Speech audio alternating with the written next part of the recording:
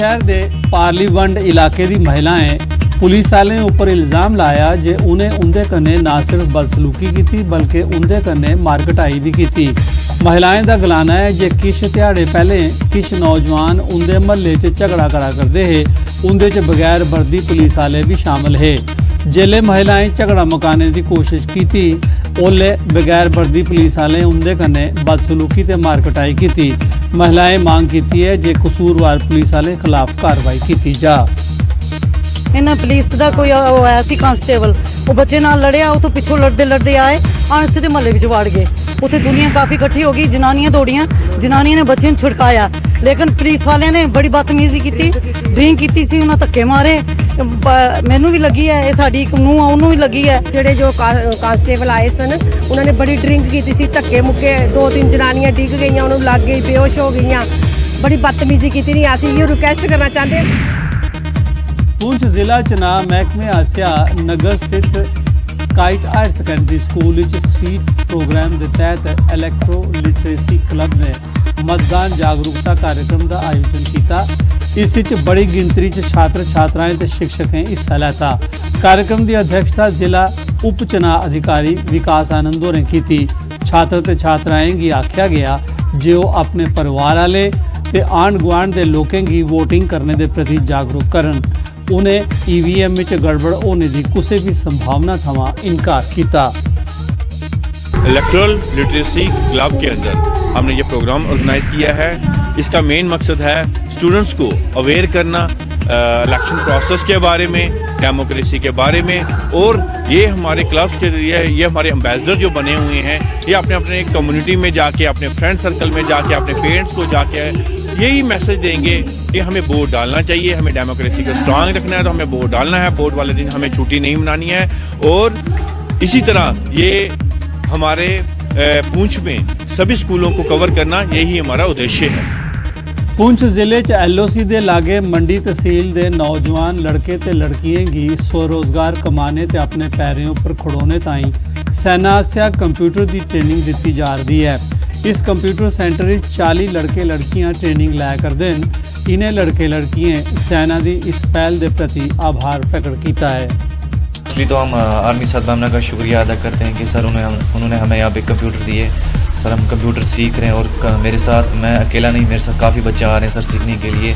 Sir उन्हें भी सीख के कुछ ना कुछ आगे करना होगा। सर वो अपनी शॉप डाल सकते हैं, कोई भी काम अपनी रोज़गार को सर आगे बढ़ा सकते हैं। तो इससे क्या फ़ायदा होगा आने वाले वक्त में आपके लिए? सर आने वाले वक्त में सर हमारी लाइफ सुधर सकती है सर, और भी सर बच्चों की काफ़ी ख्वाहिशें होती हैं, उनकी ख्वाहिशें भी सर पूरी हो सकती हैं। मुल्क के दूए सियाला लेखा सांबा जिले के Vijaypur government higher secondary school Basant Panchami मनाई गई। विद्या दी देवी माता सरस्वती की पूजा अर्चना की गई तो आशीर्वाद प्राप्त किया गया। इस मौके डिस्ट्रिक्ट एजुकेशन प्लानिंग अफसर सांबा BD शर्मा होरें बसंत पंचमी के महत्व उपर लो पाई। इसके अलावा बसंत पंचमी थमा बाहर का मौसम शुरू होने बारे भी दसाया गया। बच्चों ने बड़ी श्रद्धा और उल्लास के साथ मनाया और इसके अंदर बच्चों ने अपने विचार रखे बसंत ऋतु क्या है और इसके आगमन पे हम मानव जीवन जो है वो किस तरह जुड़े हुए हैं। और सांबा जिले का मुख्य कार्यक्रम जो है हमने यहाँ भी किया है और हम यही उम्मीद करते हैं कि विद्या की जो देवी है सरस्वती माता, उसके वरदान से हमारा समाज की बुराइयां जो है दूर हो, अंधकार दूर हो और विद्या लेके ज्ञान लेके हम जीवन में सभी मानव जीवन। बसंत पंचमी के उपलक्ष्य च केंद्रीय विश्वविद्यालय जम्मू राया के ब्रिगेडियर रजिंदर सिंह ऑडिटोरियम में एक कवि सम्मेलन आयोजित किया गया। इस कवियों अपनी अपनी कविता प्रस्तुत कीतियां। कार्यक्रम में केंद्रीय विश्वविद्यालय के रजिस्ट्रार ते प्रोफेसर हिस्सा लेता। कवि गिरिराज शर्मा और बसंत ऋतु पर कविता प्रस्तुत करिए सबने का मन मोही लिया। समाज में प्रचलित कुरीतियां जो हैं उनको समाज के सामने ला सकते हैं कि ये बुराई गलत है, इसका यहाँ से दूर किया जाना ज़रूरी है। जैसे बेटी पढ़ाओ बेटी बचाओ की बात चल रही थी, तो बेटी जब पढ़ेगी नहीं, उसको बचाया नहीं जाएगा तो पढ़ेगी कैसे? और बेटी पढ़ेगी तो वो 2 समाजों को जोड़ेगी, 2 समाजों का उद्धार करेगी। तो बेटी पढ़ाओ बेटी बचाओ आंदोलन जो है ये बहुत ही साकार और कारगर है। ਪੁੰਛ ਦੇ ਰਾਜਾ ਸੁਖਦੇਵ ਸਿੰਘ ਜ਼ਿਲ੍ਹਾ ਹਸਪਤਾਲ ਵਿੱਚ ਕੋਹੜ ਬਿਮਾਰੀ ਦੇ ਪ੍ਰਤੀ ਜਾਗਰੂਕਤਾ ਸਪਤਾਹ ਦਾ ਆਰੰਭ ਕੀਤਾ ਗਿਆ। ਹਸਪਤਾਲ ਸਥਿਤ ANMT ਸਕੂਲ ਵਿੱਚ ਇੱਕ ਕਾਰਜਕ੍ਰਮ ਆਯੋਜਿਤ ਕੀਤਾ ਗਿਆ। कार्यक्रम ਵਿੱਚ ਹੈਲਥ ਮਹਿਕਮੇ ਤੇ ANMT ਸਕੂਲ ਵਿੱਚ ਵੱਖ-ਵੱਖ ਵਿਸ਼ਿਆਂ 'ਚ ਟ੍ਰੇਨਿੰਗ ਲੈਣੇ ਵਾਲੇ ਛਾਤਰ ਤੇ ਛਾਤਰਾएं ਹਿੱਸਾ ਲੈਤਾ। कार्यक्रम की अध्यक्षता मेडिकल सुपरिंटेंडेंट डॉक्टर शमीम उन्निसा भट्टी होरें की, जबकि CMO पुंछ डॉक्टर गुलाम अहमद मीर मुख परौने है। पुंछ के राजा सुखदेव सिंह जिला अस्पताल के अस्थाई सफाई कर्मचारियों के प्रतिनिधि मंडल ने मैडिकल सफाई कर्मचारी यूनियन के प्रधान नन्ना गिल ते अस्थाई कर्मचारी यूनियन के प्रधान आसिफ गिल की अगवाई CMO गुलाम अहमद मीर ते मेडिकल सुपरिंटेंडेंट शमीम उन्निसा वट्टी कन्ने मलाटी की।